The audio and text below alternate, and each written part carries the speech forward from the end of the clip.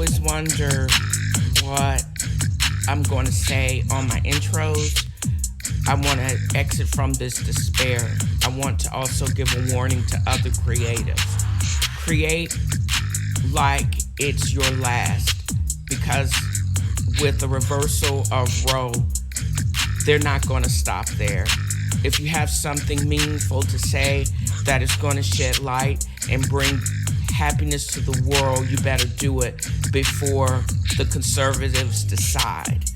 And that's how I want to begin my day, every day, creating something new, interesting, and that's educating, and expand the world instead of bringing darkness.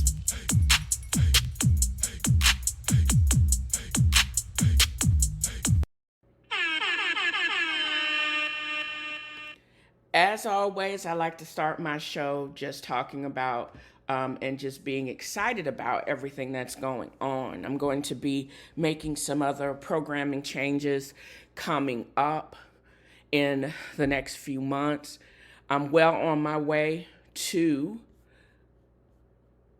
100,000 downloads, y'all.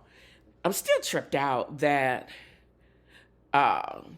that shady one with the ladies from Real Housewife of Potomac actually reached 1 million downloads. That's crazy to me.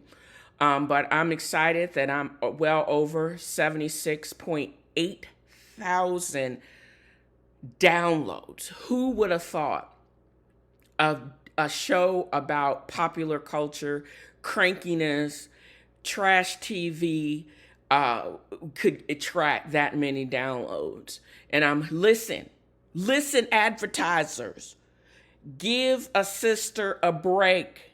Advertise on my show, with the exception of the Republican Party or anybody crazy. I don't need that kind of smoke. But thank you for the people, the thousands of people that actually have downloaded the show, leaving great reviews on iTunes. I see them. I appreciate y'all.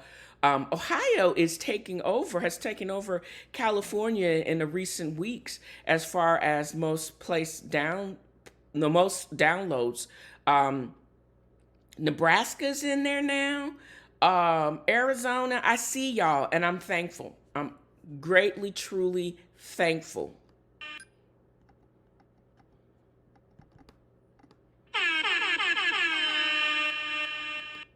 And one. Mills with time, taking a shot for more on the sideline, reaching out, and he makes a spectacular grab. Sections are going fast, but watch at the last second.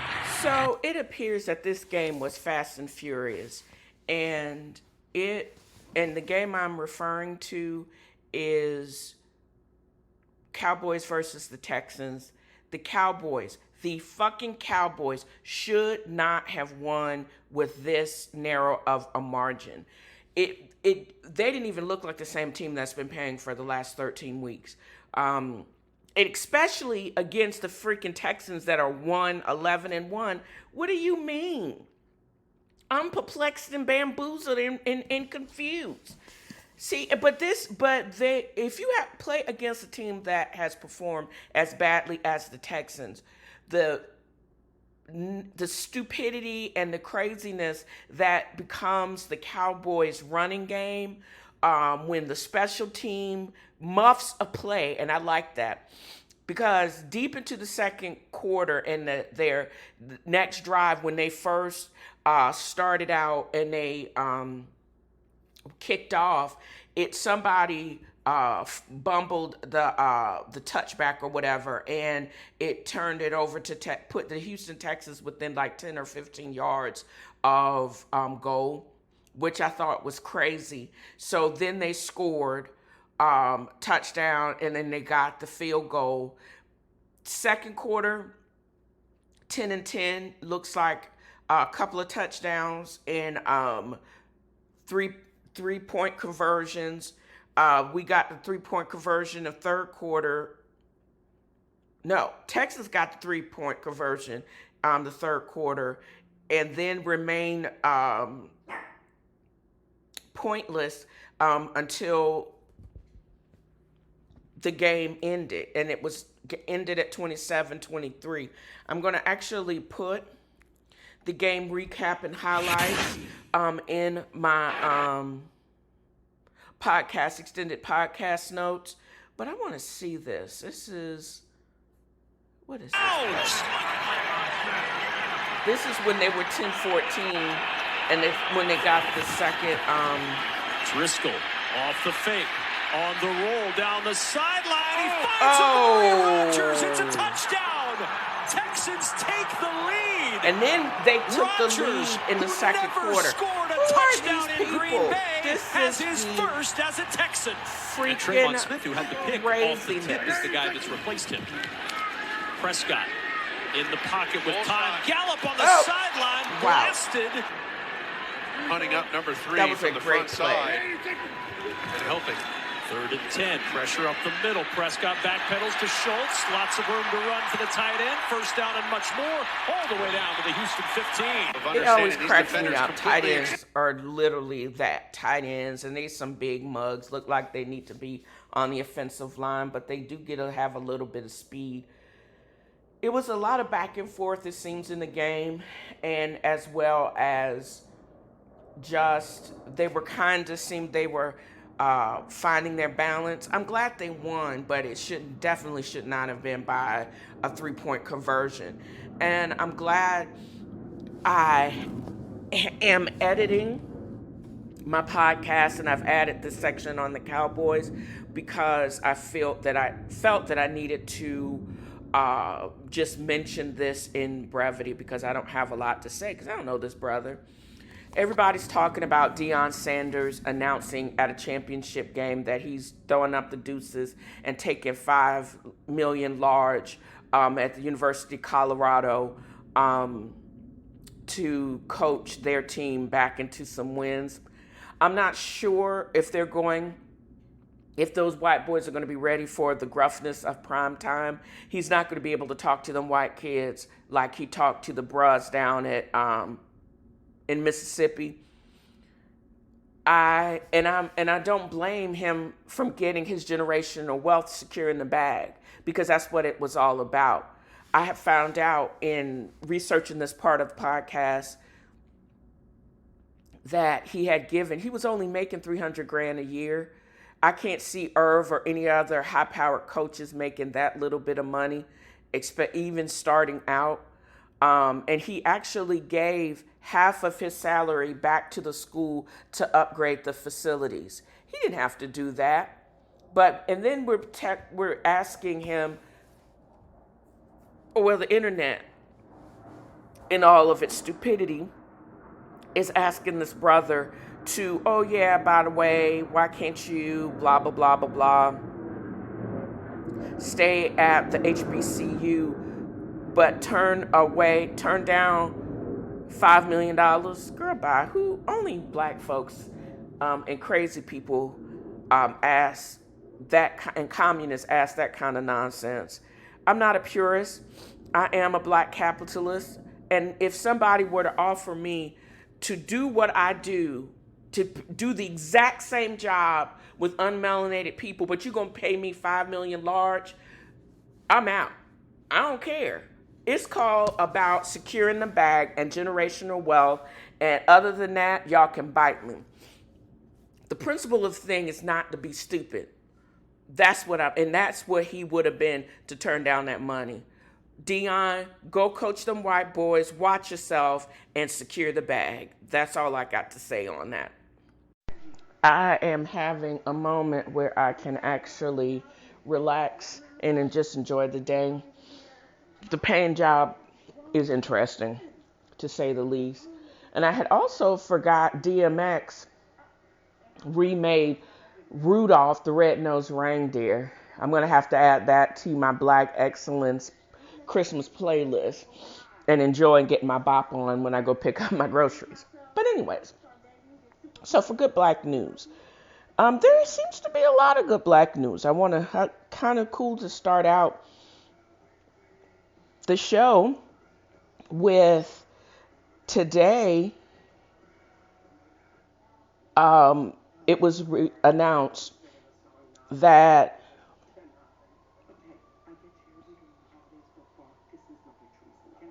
Ooh, he's from New York. Okay, I'm getting all mixed up. But anyways, Brittany Griner is finally free. They did a criminal exchange, and she's not a criminal.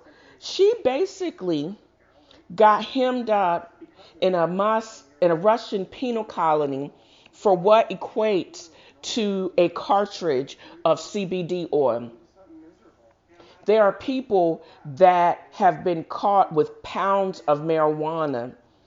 In fact, Little Scrappy from Love and Hip Hop, he got caught with couple of pounds of marijuana in his car when he got in that fight and got shanked by his sister's ex-boyfriend.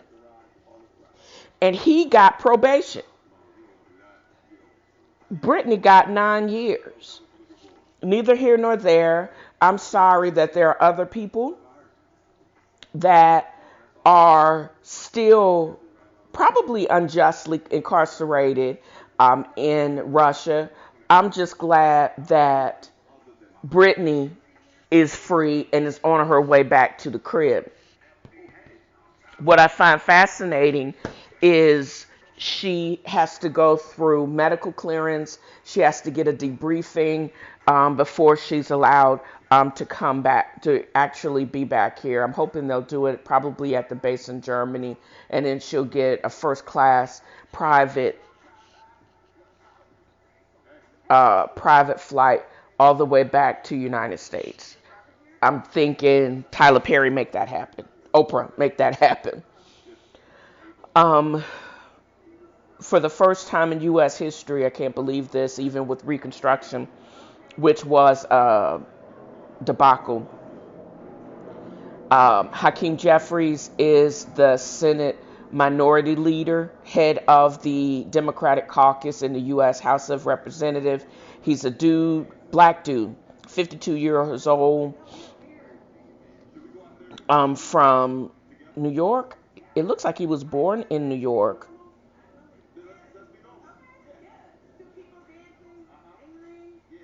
But he represents the 8th District.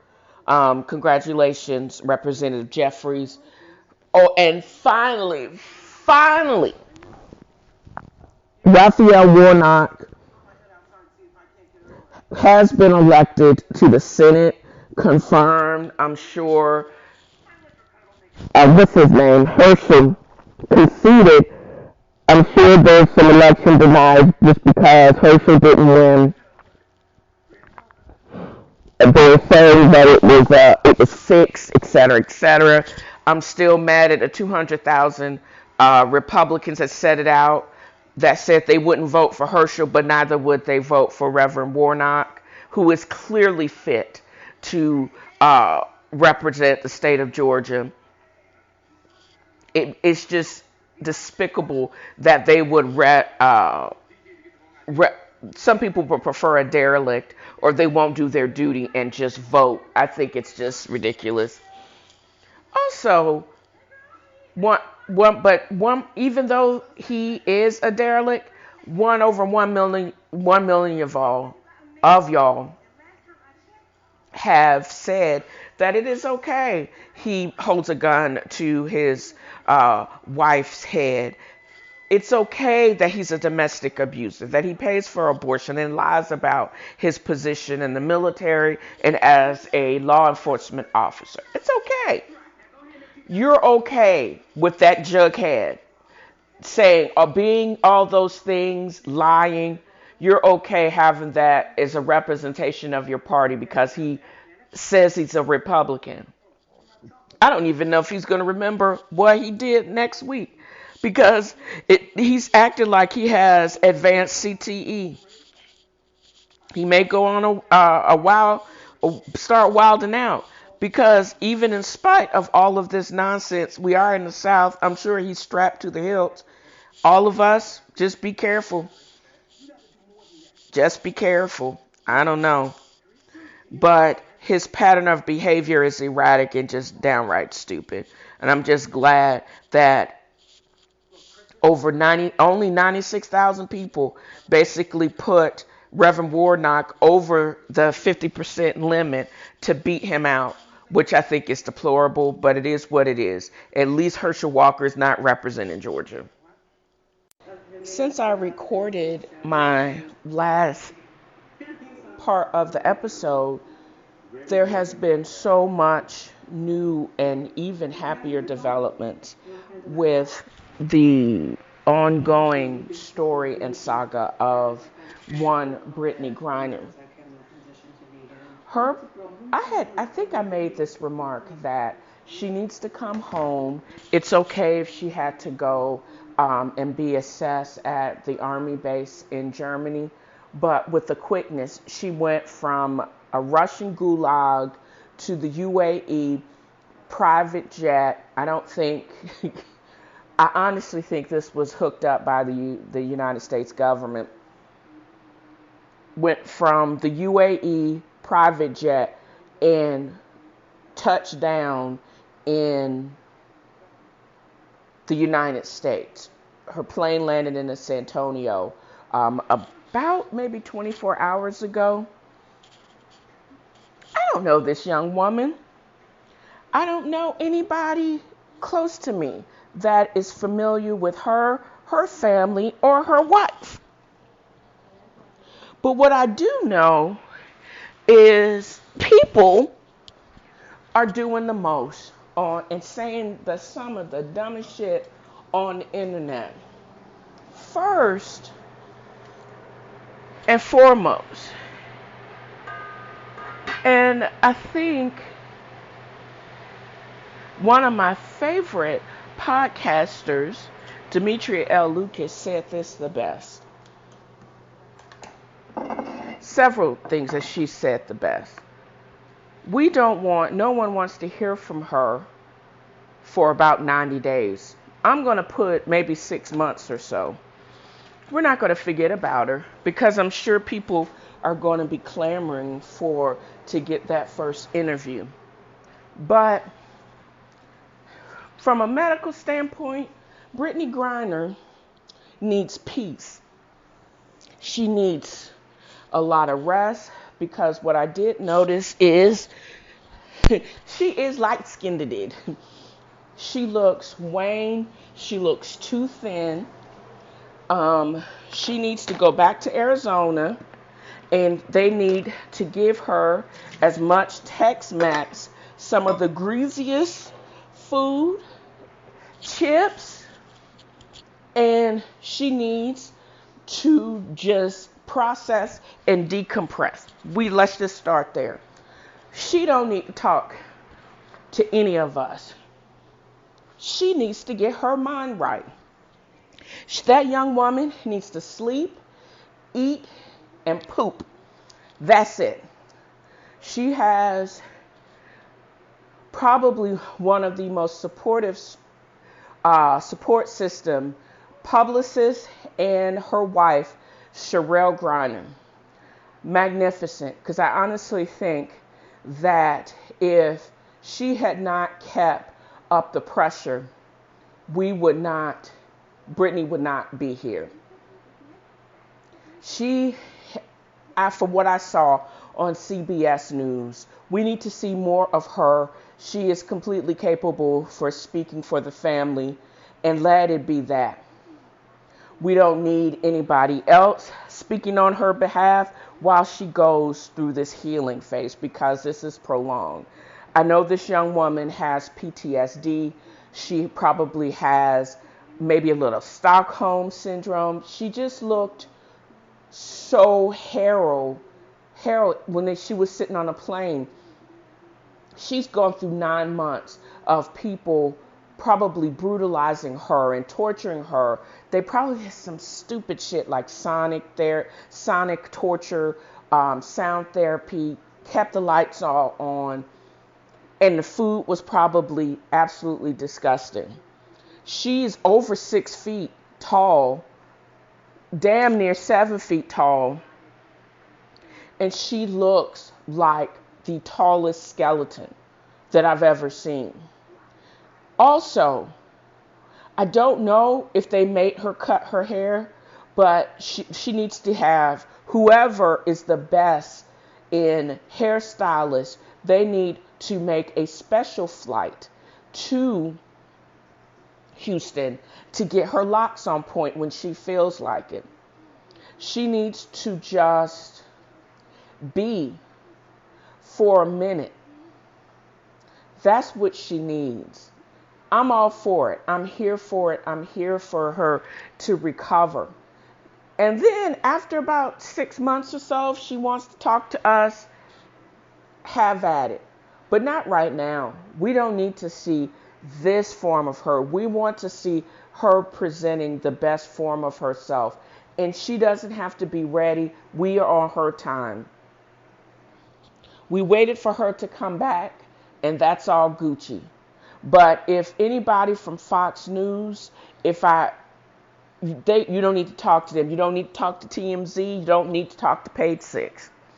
It's all good if you don't want to talk to anybody for a very long goddamn time. I just wish, and I am hopeful of this woman's recovery, because it's going to be very long. I can't imagine the psychological torture that she went through. I don't think it's fair, and I think the Russians need to be ashamed of themselves. But who else needs to be ashamed of themselves? The people on the internet. Fuck all of y'all. Fuck the ones that say, why is she come back? Fuck all of y'all. Why did they bring her back? And why did they work so hard to bring her back? Why not? She's an American citizen. She repped us for 2 straight Olympians. So y'all say it's okay for her to be on to entertain you, but it's not worth our time and energy to bring her back? Oh, okay. And also the ones that saying, and Charles Barkley, I was with you until you said you still feel bad. It's bittersweet because they didn't bring Paul Whelan back. Did you know who Paul Whelan was before Britney was hemmed up? I doubt it, because I doubt if you look at the news like that. I doubt if any of us knew who the fuck he was.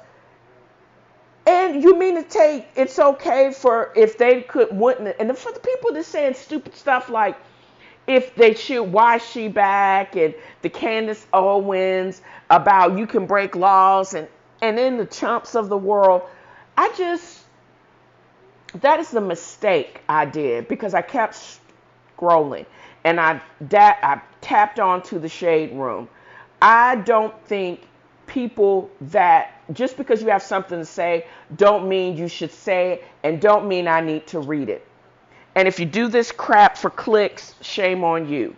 Because I'm sick of that bad edge Candace Owens saying anything because you don't rep anybody. You are a poor excuse for a human being.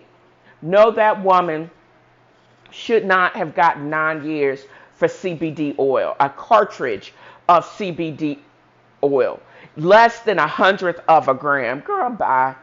And chump, you just need to shut the fuck up, because one of your kids, actually all of y'all probably getting ready to be round up if the AG of New York has her way and if Mr. Garland has his way. So you need to pipe the fuck down.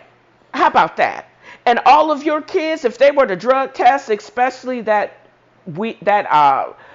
cocaine looking mug, your kid, they need to be hemmed up. Either they need to go to rehab, or because that is probably, I don't know if it's going to be a RICO tax case that's going to take your dumb asses out. I'm hopeful that all of y'all going to be in the clink. I'm hopeful that all of your kids get hemmed up on some dumb shit, running drugs, and get hemmed up. And then you figure out how it is. Rules do apply to people that actually break them. Yes, she'd probably admit that she shouldn't. It's probably not. I can't even say that, because if it was planted, it was just that the punishment did not match with the crime. And if it was hers, she shouldn't have got 9 years. We've known people that, I've actually watched this crap on Smugglers. This mug on Smugglers had ecstasy. He had an 8-ball and marijuana, and they still let him out. Only he had to pay a fine, and he got let go. He didn't even get deported. He was allowed to come in. But you tell me she get a cartridge of CBD oil and get 9 years, and that's okay, and a government should not have done all it can to bring her back? And again, I had no idea who Paul Whelan was until Brittany got hemmed up. Who is Paul Whelan? Paul Whelan, from what I understand, got dishonorably discharged as a Marine, got caught over there spying. I'm not even saying he did it, because I don't care. All I cared was that young woman, a black woman, no matter what her masculine presentation is, don't care. She didn't need to be there. We got her back. Good, hooray, USA.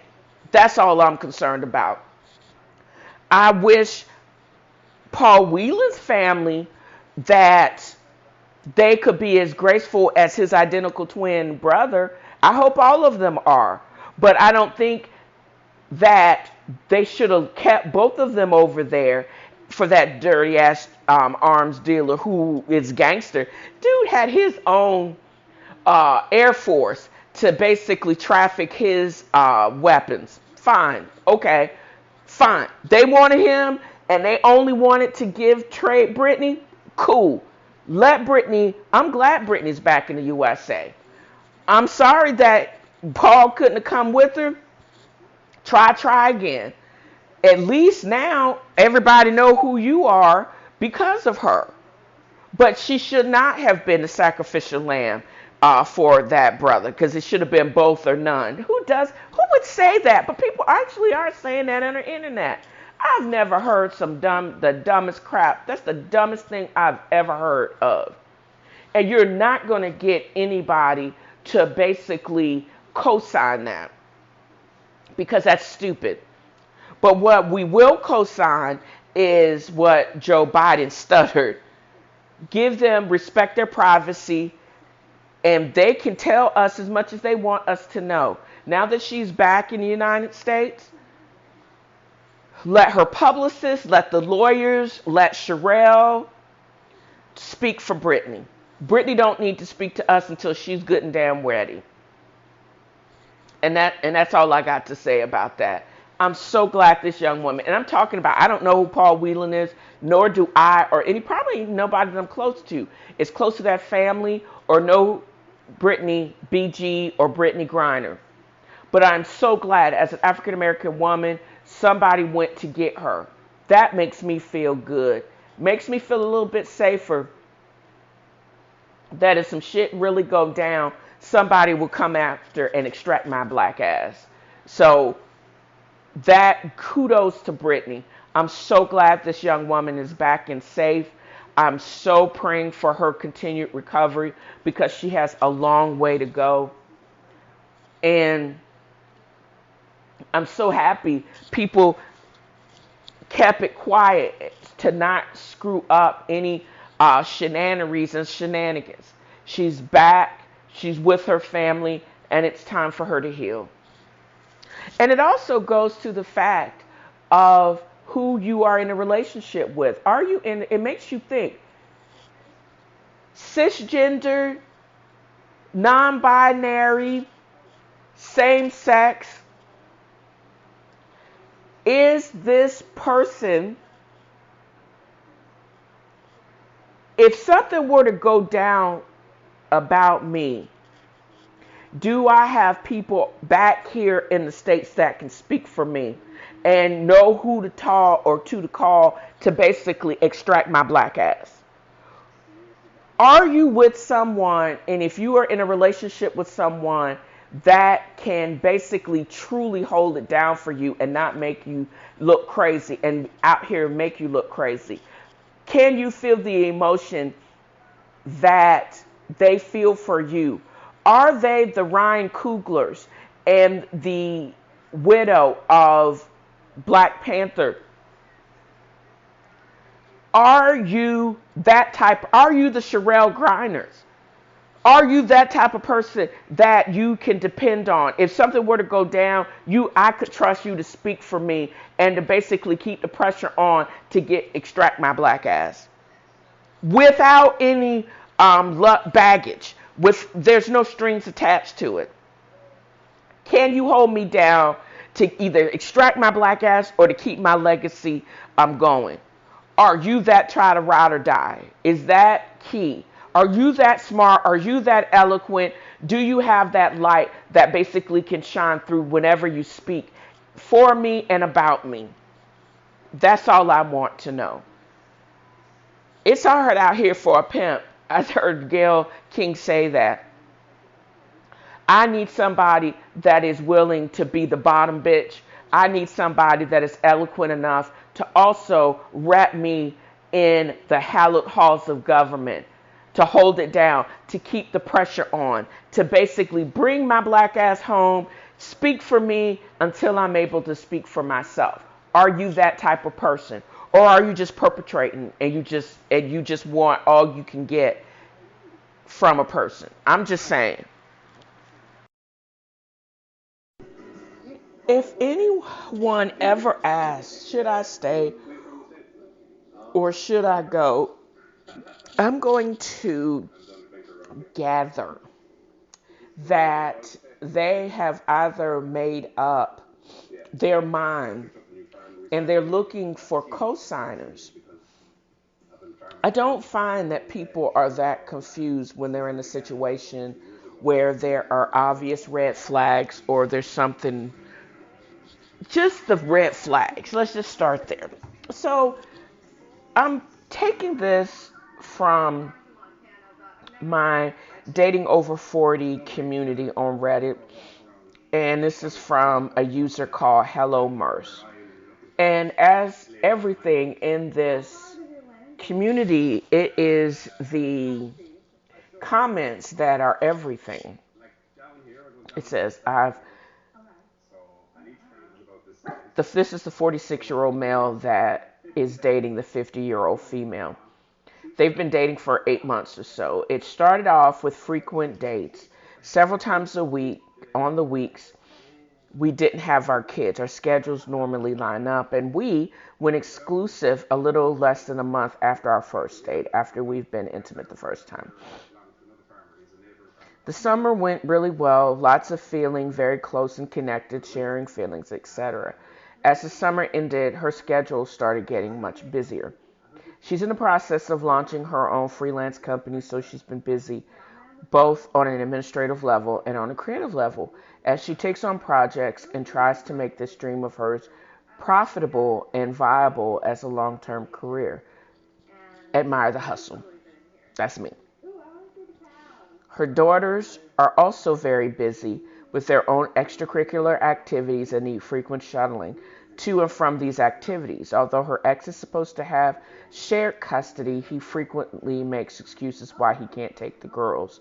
All of this basically means that since September or so, we really have not been able to spend more than a few days a month together, maybe 5 or 6 actual days a month where we have actual dates and time to be intimate, and then the occasional lunch date thrown in here or there. Texting used to be more frequent during these long absences, but has since dropped significantly the last few weeks. I don't think there's another guy on the horizon. I honestly think it's the stress of setting up her new business, dealing with busy teenagers, etc., than just not having the energy to be pulled in one more direction. So I'm trying to be patient and understanding of that. Okay, that's cool. I've come to not expect replies right away as she is focused on work, and I know she will eventually get back to me, never more than several hours, but I can't help but go off of my learned response that she is slowly pulling away. We reevaluated the relationship about a month ago after I told her that I loved her, didn't expect her to say it back, but she was drowning, and I wanted her to know that she was loved and supported. And she said She struggled to return those feelings because she couldn't necessarily picture us together in 5 years. I'm not going to lie, that stung a little. Of the women I've dated over the last 9 years, she's the only one that I've ever saw as a viable long-term partner. The other was an LDR that realistically wasn't possible, long-distance relationship, I'm assuming that is. And I came to realize that over the course of 2020, wow. So it hurts knowing she doesn't see the same in me. Partially, this is because we come from different backgrounds, politically, economically, and she's worried those differences we eventually drive a wedge between us, although I don't think they will. That's nothing I see as major incompatibilities. I'm looking for advice. I don't want to throw in the towel yet. She says that she feels love, but that she doesn't have time to be as present as she normally would in a relationship right now. And that explains some of the distance I'm feeling. I also suspect she may be reevaluating on her end and maybe doesn't want to put her feelings out there until she knows how she wants to move forward. Our sexual chemistry is great together, and we always have a great time when we're out. So there are no issues there. Really, for me, it's just trying to decide what I would need from her to stay in this relationship, which is partially why I'm writing this, so I figured out what that is. Well, as everything, as I said, what is more cracking and popping in this community are the comments. So, I don't understand what is the confusion. She said, and this is Finian Chantress, she said she couldn't see the two of you together in 5 years. Why would you continue to put work into this relationship when she flat out doesn't see a future with you? One of my lessons learned is when people tell/show who they are, believe them.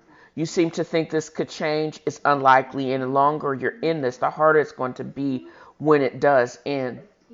I'm actually with you, girl or male. I think she has told you, y'all are in a relationship, so why are you trying to make apples out of oranges?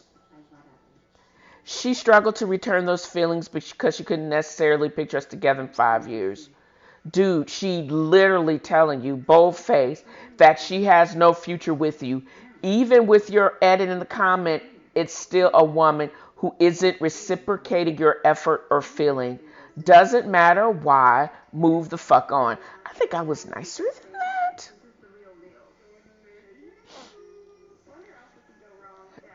I think people saying to walk away because you're not our priority are being short-sighted, because no one should expect to be the priority all the time. After one terrible marriage that happened because I jumped in too fast, I tend to take my time going into relationship now. Maybe she's the same. Well, I don't even think maybe that's it. But unless she's verbalized that, nah.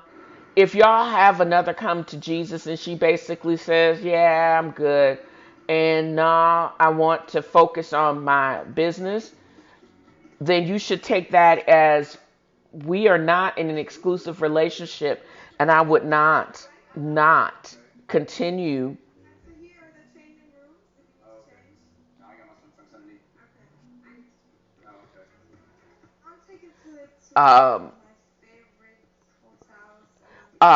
continue to hold on to something that realistically isn't there. It seems that if you are not in agreement to be in a monogamous relationship with this person, or you're willing to wait, then that's on you. But it looks like you want to give it a college try because you think you see all of this stuff in her. But she is clearly telling you, yeah, I'm good, and I'm going to focus on my girls and my business, how it should be. I don't know. It just couldn't be me. And I think that's why I wrote this. If someone tells you who they are, why you're trying to spin it to something different. You're not in the 5-year plan, and because of circumstances, not even in the right now plan. Time to keep it moving before things get messy. I got 3 upvotes, so there you go. So, don't stay in a bad situation longer than you have to because you think one-sided that this is the right person for you. if you've met her after 9 years of trying and because of laziness you don't want to try anymore, then again, that's on you. But don't stay in a situation when she has clearly been upfront and said, look, bruh, you're not in my 5-year plan. I can't deal even with you right now. And it doesn't look like you're dealing with not being in the right now either. So I can't see you waiting another 5 years. I have someone coming to start working with me in the next couple of weeks that is my age and is now ending a relationship. And I want to know her perspective because it's completely different than mine. She went from being in a long-term marriage, got widowed, changed jobs, and then went into another relationship, lived with this person, and now she's packing up and basically writing another chapter in the next chapter in the revamping of herself. And I'm all here for it because it's an amazing story there. What is going to happen next? What is her perspective? And what are the lessons learned from that? And it's just wild that it's great that she was able to have this experience, but I'm also grateful that she didn't marry this motherfucker either. And she has a perspective on marriage is different in our age group and the necessity, why do we have to get married? And the importance of living with someone. And this dude, it sounds like he didn't even live with homegirl. And she's good now that when she's under stress and when she's trying to build up her career in her life, she has not found out how to make rooms for all of the spinning parts in her life. She's making things a priority, and this dude is not a priority. And what happens realistically when that happens on a real basis? I don't think this dude's story is made up, and definitely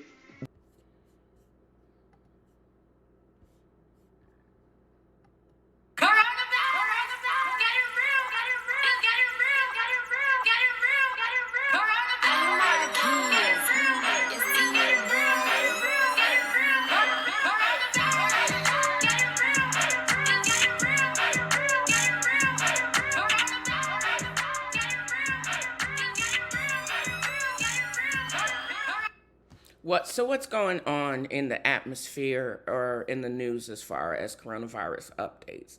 There's a lot of stupidity going on. People still out here thinking that it's not, there's still not a pandemic going on. It's not like coronavirus is not still killing people. And in fact, it's no longer a pandemic of the unvaccinated. Even though it is still a major risk factor for dying from COVID-19 is being unvaccinated, we're now seeing that people that were vaccinated, fully vaccinated early on, and maybe even boosted, but they are like me. I was one of the first people to be vaccinated, and then I got the initial booster, and then I got coronavirus back in August. But at the same time, my the antibody or the response is waning. I'm thankful that not only was I vaccinated, but I actually was started on Paxlovid early. Those things actually helped me more than anything, although the Omicron the current most active variant is still causing and wreaking havoc. And people don't realize that. The people that you have a 54% chance of dying now, even if you are vaccinated, because you got and boosted with the previous version. I got boosted when Delta variant was predominant. Now we got this Omicron XYZ that's actually also screwing people up. And the change is been so drastic. The FDA has authorized COVID shots, the updated COVID shots for kids as young as 6 months, because again, this ish is real and it's still killing people. And we got this triple pandemic going on. We got COVID, we got the flu, and we got RSV also kicking people's behind. And the reason why I haven't really talked about COVID a lot in my previous shows, for a very simple fact. I think people they basically didn't want to hear it, or got tired of hearing about it. But there's still repercussions to sticking your head in the sand. For example, there was a National Defense Authorization Act that was released and passed on Tuesday with a mandate in it that dropped the COVID-19 vaccine requirement for the military. And military experts, basically how short-sighted and stupid this is. Why would you drop a mandate for this vaccine? They made us get like, when you have to deploy, you have to get like yellow fever, smallpox, etc., malaria, all these vaccines in order for you to deploy. But it's more than likely that you're going to get COVID and die, but you're going to drop the mandate for that. This reeks of bipartisan or just partisan BS. Who in their right mind? Why would you put that mandate in there? And why? Because it doesn't make any sense. You are basically playing into coronavirus or virus deniers, vaccine deniers, and you're making it more difficult. The ripple down effect is making it more difficult for people to not be able to deploy or military readiness. So short-sighted. And when you get a bunch of politicians trying to make mandates for things that they don't understand, obviously they don't understand military readiness, and they're trying to also practice medicine too, because nobody in their right mind would actually have dropped that mandate. That would be just like us saying, what is far from them to say, okay, we're not going to give you any more funding because smallpox, we're going to make y'all not have to have any vaccines at all. Okay, great. That's the dumbest thing. Nobody would do that, but yet you're playing around with COVID. These types of requirements and lack of foresight is appalling, and I have no comeback for that, because it just doesn't make any sense. Why would you do that? Coronavirus is still out here screwing with people and still killing people. We know you have a higher chance of dying, more so from coronavirus than any of the other vaccine preventable diseases. But y'all take it away as a mandate to prove what? Y'all gonna need to de-explain that to me, because that doesn't make any sense at all.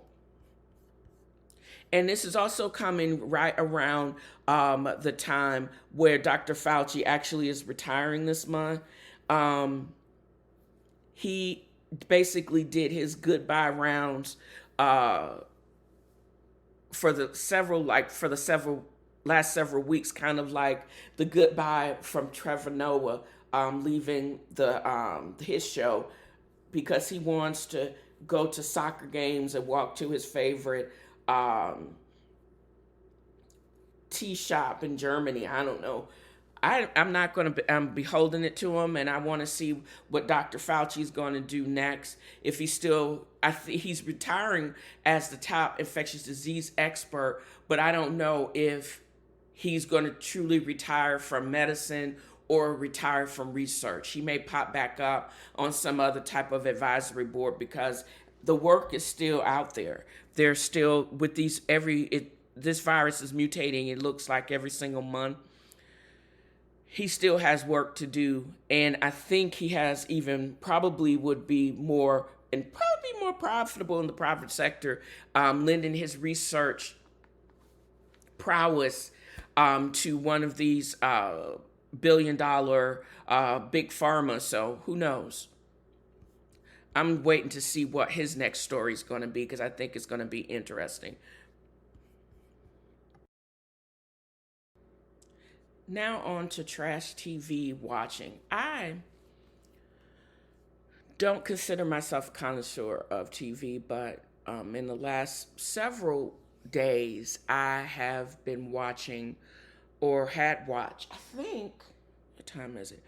I think, yes, this is Real House of Potomac day. The new episode should have dropped. But I had to do some rewatching, and I was appalled by, or not really appalled. It was just one of the stupidest episodes was in the last couple of weeks, where Mia, who also is not a housewife, and I don't think she lives in Potomac, she basically attacked Wendy. Threw a drink at her, accused her, just some crazy, insane stuff. And then I remarked, or I thought to myself, why has Wendy always been this ghetto? And I'm going to say yes. And these types of fights are not unheard of, because that was one of the reasons why one of the other Real Housewives of Potomac, what's her name? Monica? I'm getting my names all mixed up. I'm losing it. Let's see. I spoke about Samuels. She and her husband, now former player on the Deadskins, Monique Samuels, she got into a fight with Candace because Candace was talking crazy and got dealt with. Basically, grabbed her head and was punching her in the head. She got called all out of her name, ghetto, didn't belong on the show, blah, blah, blah, blah, blah. And it all started because of Candace talking crazy. This time, when that fight happened on season 5, what's her name? Giselle overreacted, bought a bodyguard because she was in fear of her life. Robin being shady, just like she was shady this time recording. But all of them have a pattern of behavior that none of this is surprising to me. Mia is one of the newer housewives. And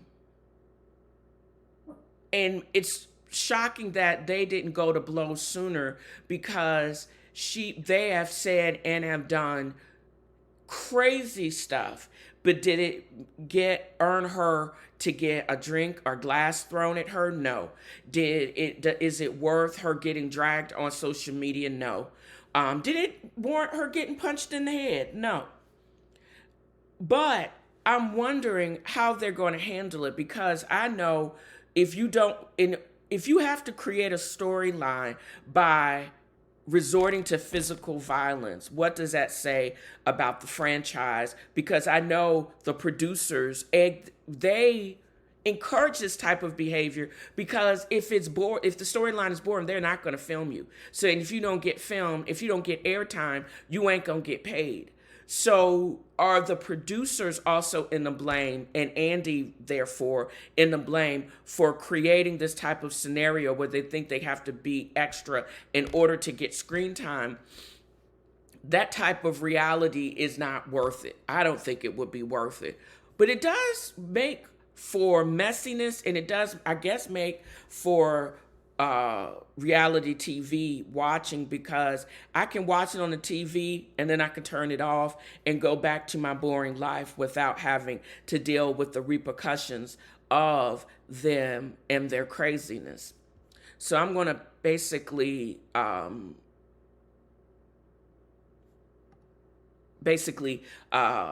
get on E to see if the latest episode of Real Housewives of Potomac has dropped, and then I'm going to pop back in and to give my thoughts on it.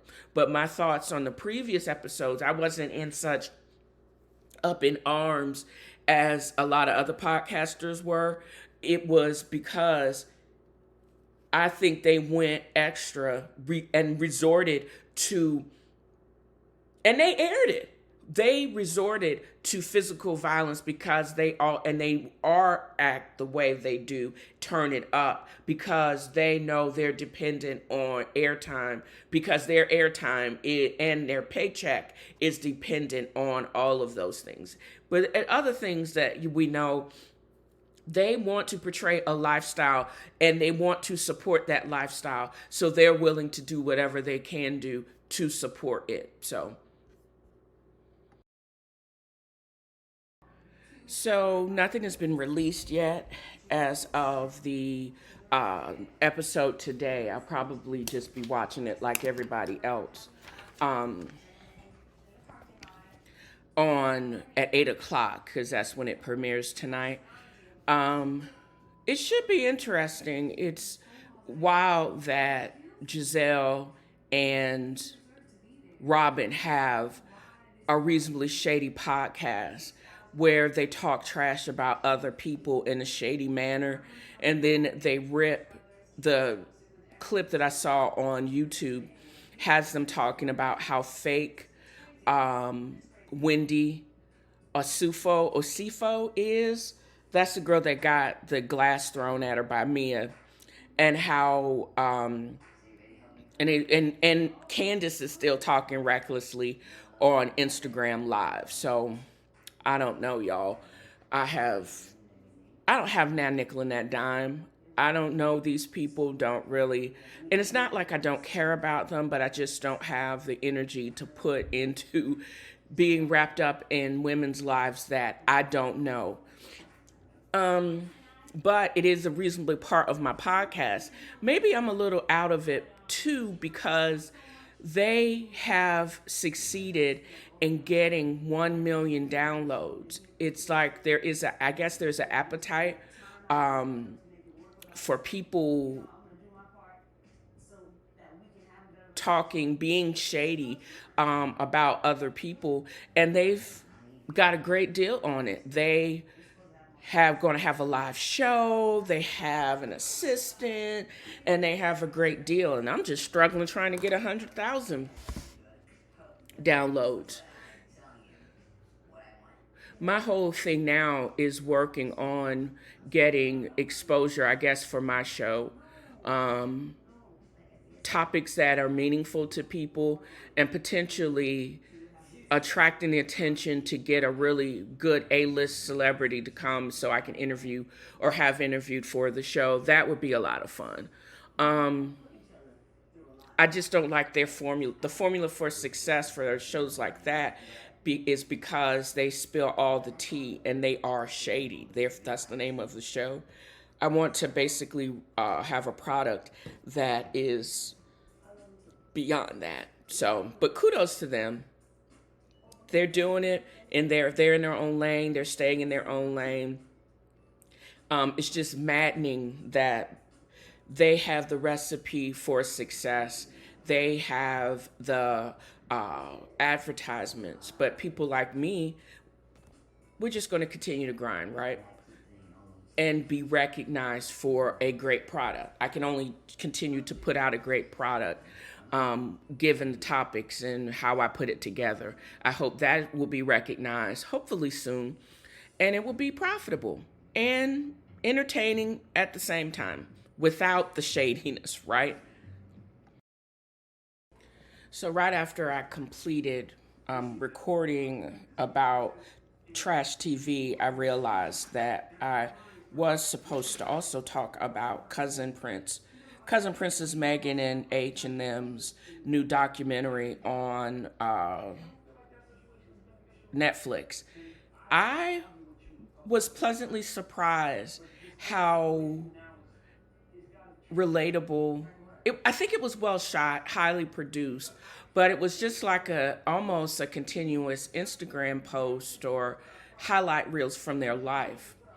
Um, how they, and it's wild because they actually did meet on social media. He basically slid into her DMs, and they kept their relationship secret for a very long time before it broke. And then they were treated to the British press being ugly, and it was very sinister because I remember they basically tried to treat her the same way as they treated his mother, and how, but the difference was Meghan had Harry, and they were not, and she was American, and they weren't going to treat her any old kind of way. And how what led them and pushed them. We only got like the first 3 episodes, but I think it was put together well enough to realize that subsequent episodes was that they were never going to fit in to the conservative and the routine of the British monarchy and the firm. And they were going to write their own narrative. They were going to take the lead of their narrative. And that way was never going to be tolerated within that particular family. And what a loss, because if they could have figured it out, I still believe that it would have given the monarchy legitimacy and relevance, because it's like they were stuck on stupid almost, that they could not see how having them, which is a representation of everything for the monarchy, and how it could have been dope and great, but they lost that chance. Maybe we're going to see some changes, because it's going to be up to the subsequent generation to basically steer the monarchy, if it's going to exist. If it is obvious, if it doesn't change, the relevancy is being tested throughout the rest of the Commonwealth. They are the ultimate colonizers. But what if all the countries of the Commonwealth declare their independence, just like Barbados recently did, and basically break away from it? What then? So I'm going to leave it at that. And this is also, I'm getting back to the meaning of my show. I don't have the rights to basically reproduce any of the books that I actually have been reading, but I want to basically get back to reading again. And why not? The closest thing that we have in the United States is our presidents, and and also like people like Jay-Z, heads of industry.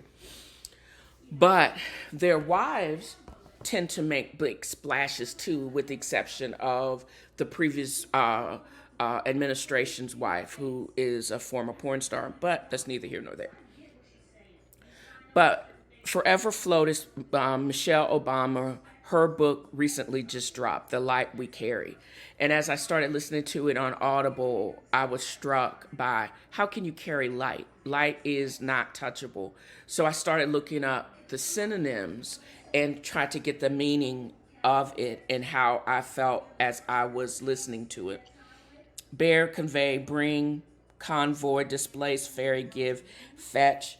And then the opposite of to carry, and a lot of those same words, are avoid, refuse, dodge, remain. Because for you to carry anything, you actually have to refuse other things in order to be propelled forward, is what I think. And you can carry a lot of things, for instance, you can convey truth, you can convey hope, and then light also is the truth and hope. Those things can be enlightening and are light.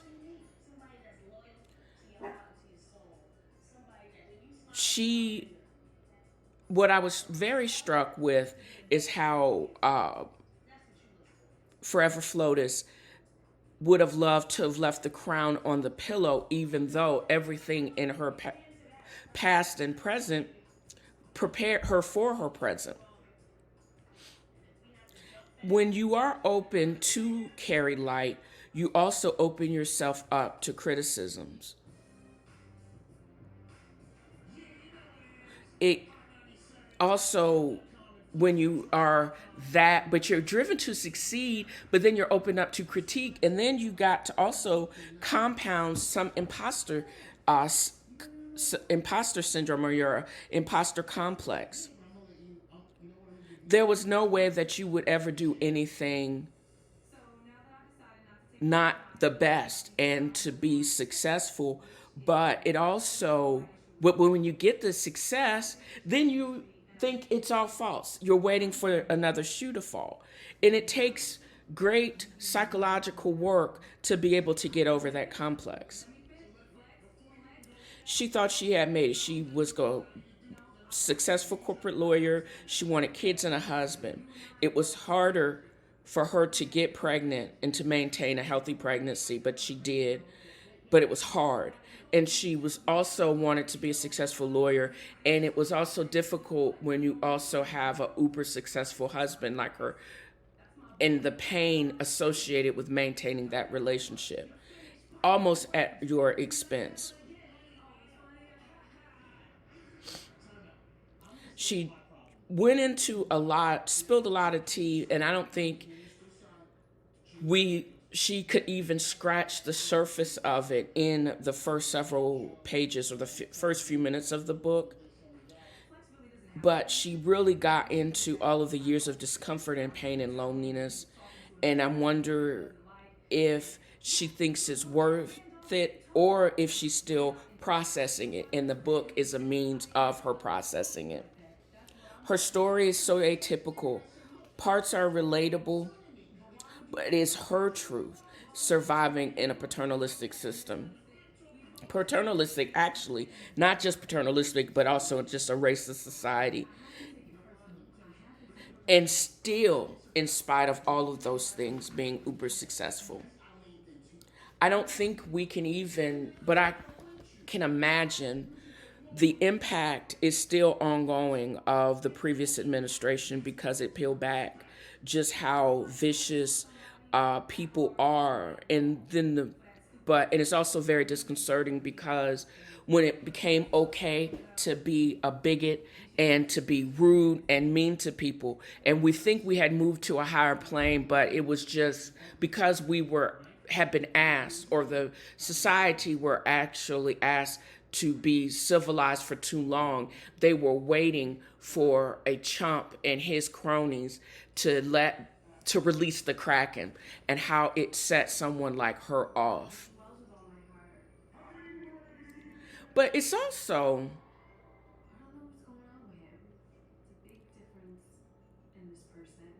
I was also struck because I've also was watching on YouTube, and they were showing clips of her as she and with Tyler Perry have been touring on her book promotion.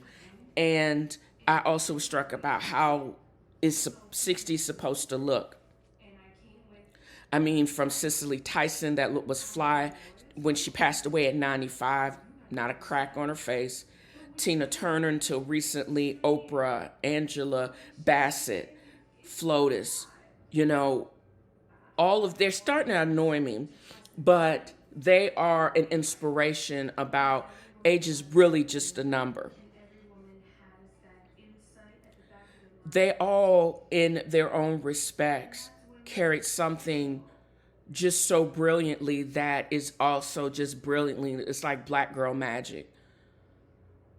Cicely was the first to wear her natural hair and wear it as her crown. Tina returned to rock and roll after divorcing Ike Turner. Also, Oprah, a billionaire talk show hostess, production company, studio owner. Amazing. Angela Bassett is the queen mother, superstar actress level. And then there's FLOTUS, enough said. She is in the black woman, fly girl, Magic superstar status, more so than maybe even Jacqueline Onassis. Do you realize I just compared her? She is probably even greater than her with grace, and not just because she had money, and not because just who she's married to, because of her own success.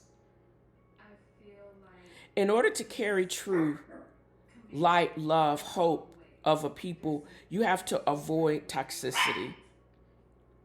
You dodge bullets of haterism and refuse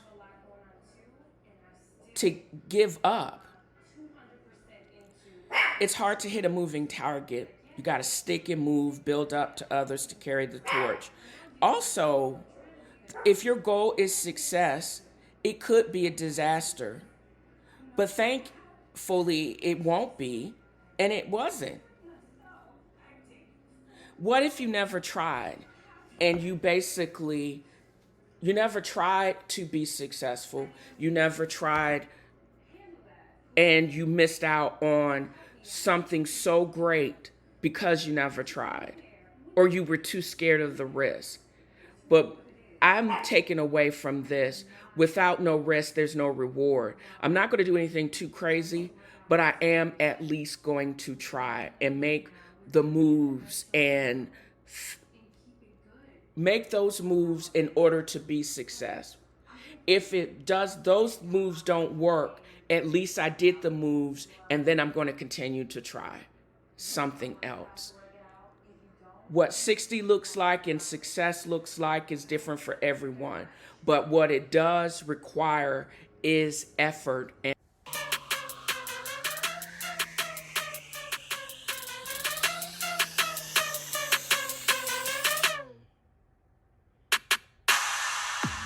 So that's how we're going to end this episode. And I'm going to end it with a positive word.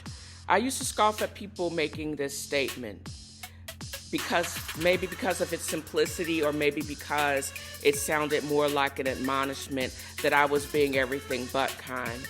But then when I started investigating it for myself, that's when I realized that I was confusing politeness with kindness. Politeness is a fake, superficial manner in which there's no required investment, no self-reflection. But being kind is an adjective. It is an action. If you're kind to yourself first, it's like exercise memory. You will continue and be kind to others. Let that sit with you for a while. I'm going to try to be kind to myself. I'll be kind to others. It's very simple, and you got to repeat it. Lean into the spirit of a new year by counting your blessings, giving to others, and spreading happiness. I know I will. And this episode, or this podcast, is my means to spread joy and happiness and light and enlightenment.